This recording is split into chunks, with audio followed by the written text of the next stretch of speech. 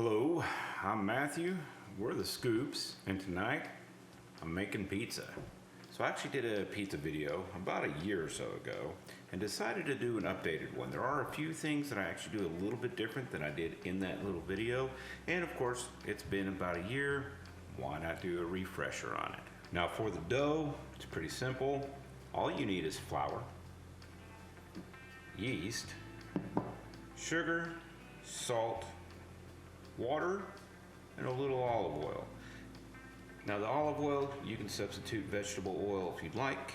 I'm just using olive oil for tonight. Now all of the ingredients and their measurements will be listed in the description below, so be sure to check that out down there.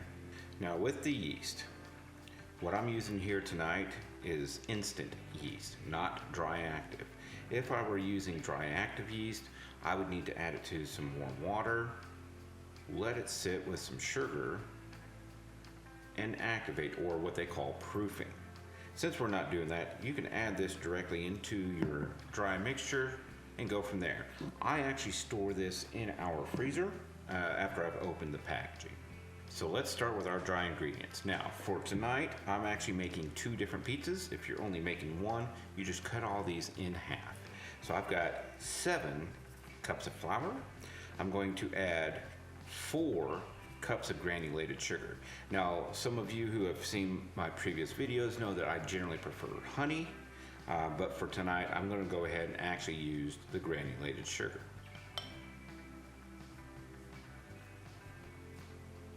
Now I'm going to go ahead and add 4 tablespoons of the instant yeast. Now when using instant yeast versus dry active yeast, keep in mind that it is a 1-to-1 ratio. So if you're using a recipe that calls for 2 tablespoons of active dry yeast, you can use 2 tablespoons of instant yeast. The measurements stay the same. And then I'm going to add 2 teaspoons of salt.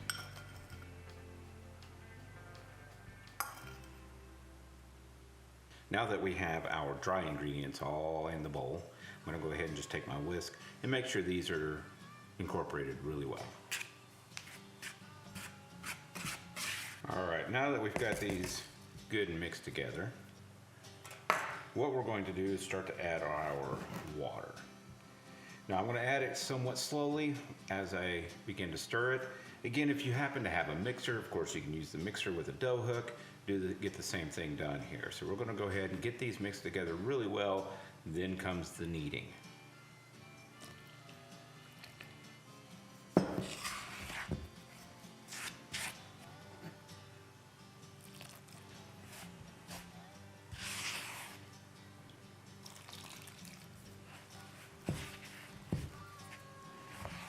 All right, at this point the dough is starting to really get shaggy.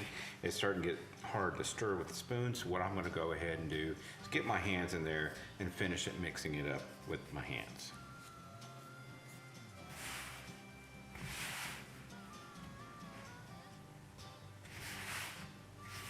At this point, I pretty well feel like I can make a ball out of this, so what I'm going to do is I'm going to liberally put down some flour onto our counter space here so I can continue to knead the dough and begin actually forming the ball. Don't worry, we'll clean this up later.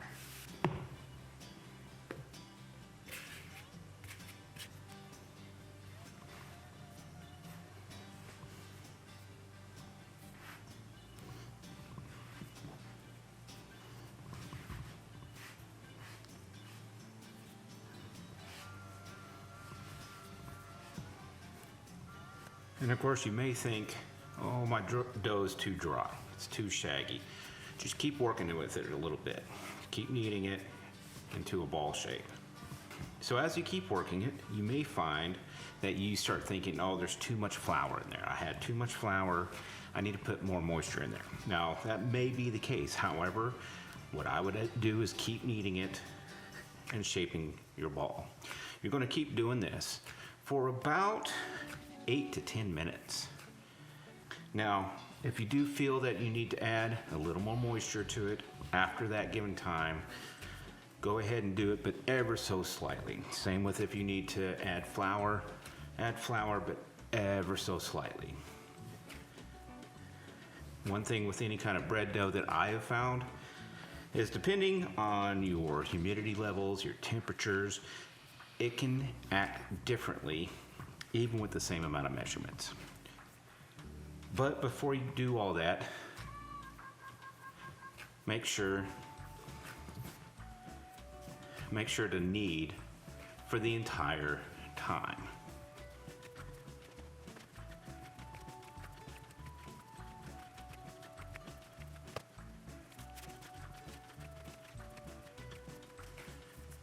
And we're about done. So I'm just going to go ahead, start kind of forming this into a little ball here.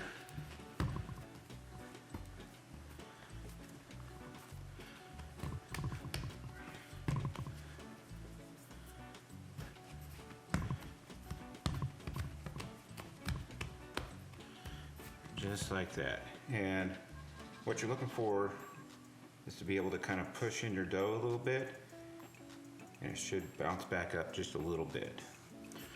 So now what we're going to do is we're going to coat our bowl that this is going to sit in and rise with olive oil. We're looking at about 2 tablespoons.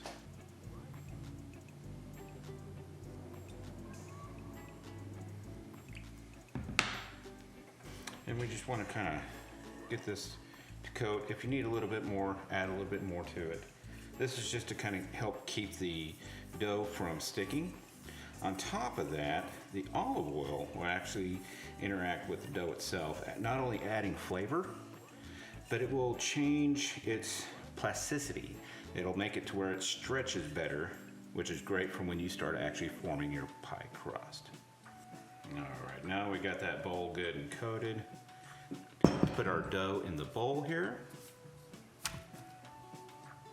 I'm also going to kind of coat the dough here. So you can just kind of roll it around in the bowl, and you can see it's kind of getting coated. Now, another thing I've done, since I do not have what's called a proofing drawer or rising drawer, I've taken our oven and I've preheated it to 120 degrees. Now I don't actually have a 120 degrees setting on my oven, so I set it down to the lowest, which happened to be 170. And as it hits 100 degrees, it actually shows you the temperature at that point.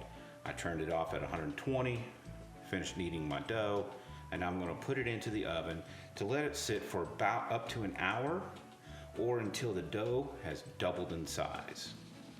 So let's go ahead, cover this up, and get it in the oven.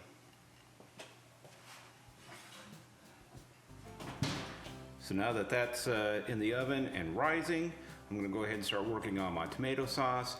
It is real simple. I actually currently use just canned tomato sauces. I am growing my own tomatoes, but I don't have any yet. Once I do, I'll make homemade tomato sauce. So if you're interested in that, make sure to hit that subscribe button, hit that notification bell. That way you know when we upload new videos. And once I actually am able to harvest tomatoes, you'll know when I make a tomato sauce. But in the meantime, I'm just going to go ahead, make my own pizza sauce here, which is tomato sauce that I've bought from the store canned. And then of course, whatever ingredients you want to use for your sauce, whether it's just traditional Italian seasonings, maybe you want to throw in a little extra rosemary. I like throwing a little bit of extra crushed red pepper in mine just to give it a little extra kick. Whatever you'd like to do, totally up to your taste. So because I'm doing 2 pizzas, I'm gonna make a little extra sauce this time. Anything that doesn't get used on the pizzas tonight, I can go ahead, put it in a jar, throw it in the refrigerator, and I'll use that as a marinara or something to the equivalent within the next day or 2. So I'm just gonna start by adding 2 cans of tomato sauce. And I'm going to add about half a tablespoon of salt. After that, the measurements of the seasonings going in are really dependent upon your taste. I'm going to start with adding some basil. There's going to be about a tablespoon of basil, about half a tablespoon of parsley, about a half a tablespoon of crushed red pepper, about half a tablespoon of rosemary, and about a half a tablespoon of thyme. And for the last part, garlic powder. Now this one is really up to your personal taste. This is about a full tablespoon. So now that we have all our ingredients put in here, I'm just going to stir it together. I'm going to put it on a medium heat because all we're trying to do is really simmer this. We're not trying to actually cook it necessarily because it'll bake in the oven as we're making our pizza. All right, so time's up, dough's risen. Let's go ahead and take a quick look at it here. That looks good. So as you can see, it's risen up, it's more than doubled. So we're just gonna go ahead and punch it down. As you can see, you still got some of the oil in there. That's fine. So push this down. Now what we're going to do is I'm going to go ahead and spread out a little bit of flour here, and then we're going to go ahead cut this in half because remember I'm making 2 pizzas, and we will go ahead and roll one out for our pizza sheet. Right, looks pretty good there. So let's go ahead and just get this on out of here. All right, and then we're just going to go ahead and split this in 2 here. That looks about right. Set this other half off to the side. All right, let's start kind of flatten this out here a little bit. And then let's go ahead, get out our rolling pin. And we're just gonna kind of roll this out. We don't need to get too crazy with it. All I'm trying to do is get it to where it's going to fit on our pizza pan.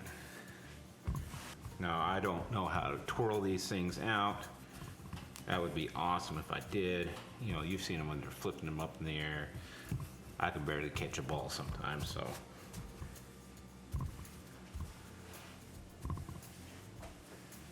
Now let's start getting this onto our pie pan. So we have our pie pan here. Now before I put this on here, I am going to brush a little bit of that olive oil onto the pie pan. Doesn't need to be a lot. This is going to, again, help keep it from sticking. We're also going to brush a little bit onto the crust itself, but we'll get to that in a moment. And then we're just going to pick up our pie dough, our pizza dough. We're just going to pick up our pizza dough, not pie dough.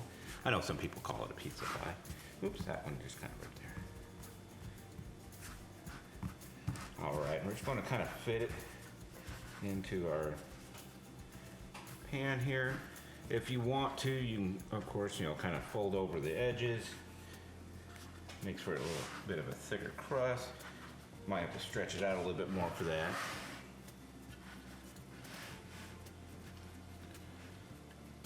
If it does start to kind of rip a little bit on you, that's fine. You can just kind of piece it back together. Now, let's add our toppings. First thing I'm going to add is our sauce. Now, how much you want it here, once again, all to taste. I like a good layer, but I don't necessarily want it super thick. So just kind of spread that out over there. Just make it even. Now I'm gonna go ahead and add pepperoni. That's all we're doing tonight. It's just a pepperoni and cheese pizza. Now this one I am using 4 different types of cheeses. We'll get to that in a moment. Let's start with our pepperoni. Now I'm grabbing a pretty healthy handful here because I like a lot of pepperoni.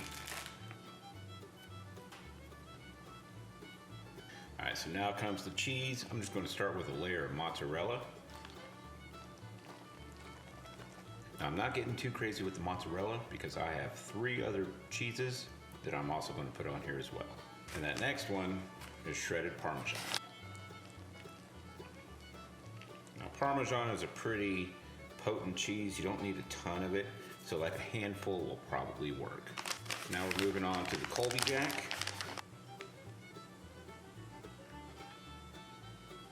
And then Monterey Jack to finish it off.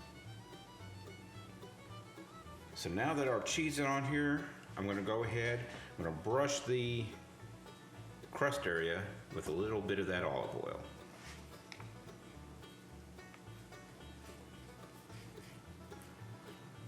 So now our pizza is ready for the oven.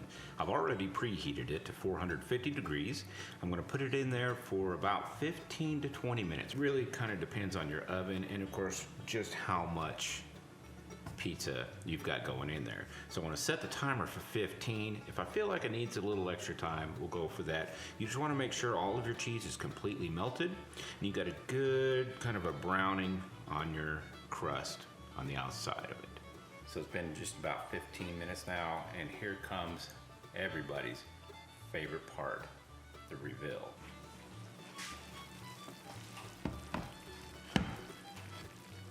Oh man, that looks good. As you can see, I actually put a few extra pepperonis on top before I actually ended up throwing it in the oven. Let's go ahead and cut into this thing even though it's piping hot. Keep in mind, I don't actually have a pizza cutter, so use what you got, right?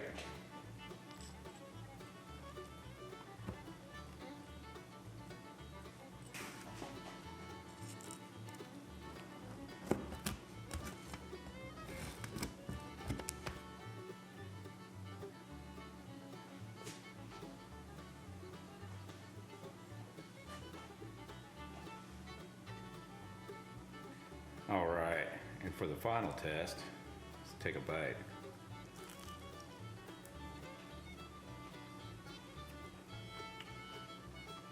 Yeah, that's good. So thank you for hanging out with us this evening and coming along as we make pizza, and thank you for all your support as well, for helping us grow, for giving us advice, when we need it. Thank you for subscribing and actually helping the channel grow, and just overall your support has been amazing, so thank you for that. Otherwise, that's going to do it for us. I'm going to finish my pizza, so we'll see you on the next one.